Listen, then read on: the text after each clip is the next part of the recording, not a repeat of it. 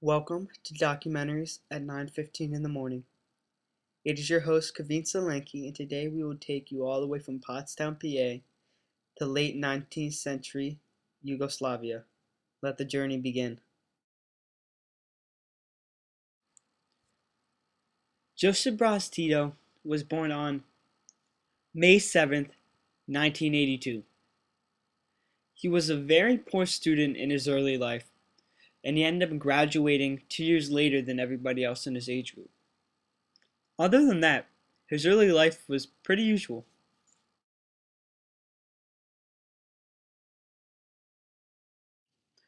When Tito graduated school in 1905, he wanted to become a mechanic, so he became an apprentice. As the years went on, he became more interested in politics and in the military, and he began to work less and less on engineering. His final job as a mechanic was one of the top mechanics at the Benz factory in Kamnik. Benz is also known now as Mercedes-Benz. In the fall of 1913, Joseph enlisted into the Austro-Hungarian army. Tito showed a lot of physical strength, and the officers were impressed, and as soon as his training was completely finished, he was promoted straight to sergeant. Josip Broz is the youngest sergeant in Austro-Hungarian history. When Tito was called for duty, he was sent to the Eastern Front on Galicia to fight against the Soviets. Because of his brave work during battle, he was going to be given a Silver Star for bravery, but before that could be given to him, he was taken prisoner of war. They found him 1 month later in Bukovina, seriously injured. He would end up staying in the hospital for a little more than a year.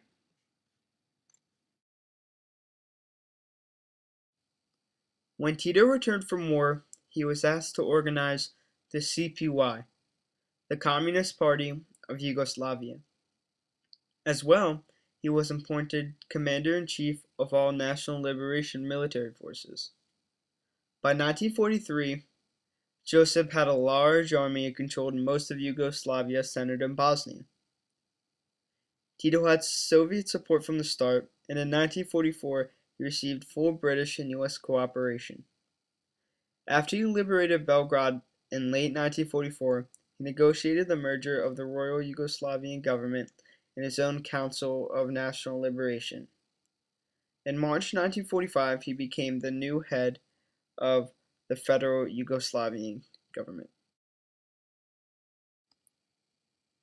After World War II ended, Josip Broz did something that was unheard of. Unlike other communist states, Yugoslavia liberated itself from the Axis domination.